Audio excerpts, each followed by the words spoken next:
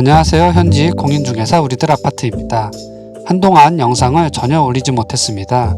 생각하지도 못한 이석증이 생겨 고생을 했는데요.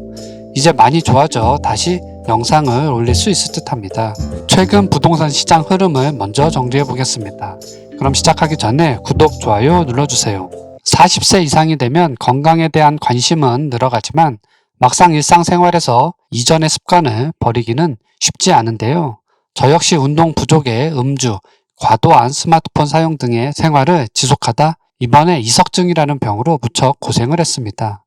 걸려본 분들은 알겠지만 세상이 빙빙 돌고 구토가 계속 나오는 등 정말 다시 경험하기 싫은 병이 아닐까 합니다. 어쨌든 구독자 여러분들도 평소 운동 많이 하시고 밤에 어두운 방에서 한쪽으로 누워 스마트폰을 너무 오래 보는 습관 등이 있다면 빨리 고쳐 저처럼 아프고 힘든 경험을 안 했으면 좋겠습니다. 부동산 시장 얘기로 돌아와 현장 분위기를 전해드리겠습니다. 매일 사무실에 앉아 전화를 기다리는 입장에서는 매매나 전월세를 구하는 분들의 전화가 반갑기 마련인데요. 지난해와 비교해 올 초부터 문의가 꾸준하게 줄어들고 있는 듯합니다.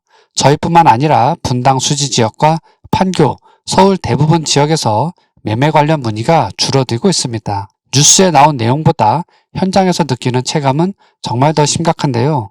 실제 구독자분들의 거주지역 실거래 내역을 보면 이런 현상을 쉽게 알 수 있습니다. 대부분 지난해 말부터 이번 달까지 실제 매매가 된 경우는 손에 꼽을 정도인 단지가 많습니다. 전월세 거래 역시 체감상 전년 대비 절반 이상 줄어든 느낌입니다.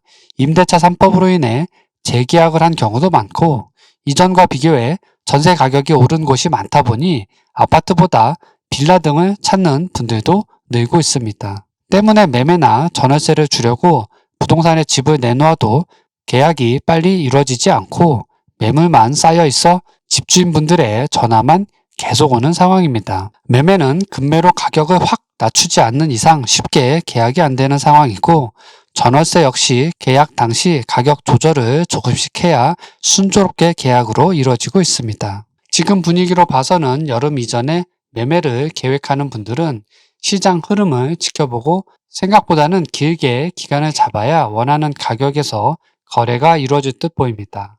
전세의 경우 임대차 3법이 어떻게 진행될지가 향후 가을 이사 시장에 영향을 줄 것으로 보입니다.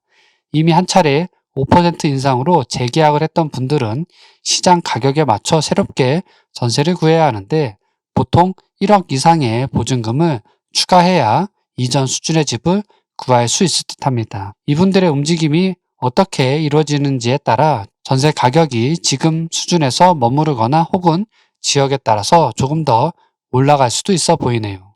가끔 8월 이후 전셋집을 구하려고 문의하는 전화가 오기도 하는데 아직 기간이 많이 남아있고 향후 전세가가 어떻게 변화할지 예상하기 힘들기 때문에 조금은 더 시장을 지켜보고 한 달에서 2달 정도의 시간을 두고 임장을 다녀보는 게 좋을 듯 합니다. 이런 이유에서인지 전세보다 월세를 구하려는 분들이 작년과 비교해 늘어난 것도 요즘 시장의 특징이 아닐까 합니다. 또한 매매와 전세 대출의 금리가 지난해와 비교해 1에서 2% 오른 3.6에서 6% 사이에 이루어지다 보니 월 부담이 크게 늘어난 것도 요즘 부동산 시장의 특징으로 보입니다. 오랜만에 다시 영상을 만들고 일상을 누리는 게 이전과 다르게 더 감사한 요즘입니다. 부동산 투자도 중요하지만 구독자 여러분들도 건강 잘 챙기시고 운동 꾸준하게 하시면 좋겠습니다. 마지막으로 구독, 좋아요 눌러주세요. 시청해주셔서 감사합니다.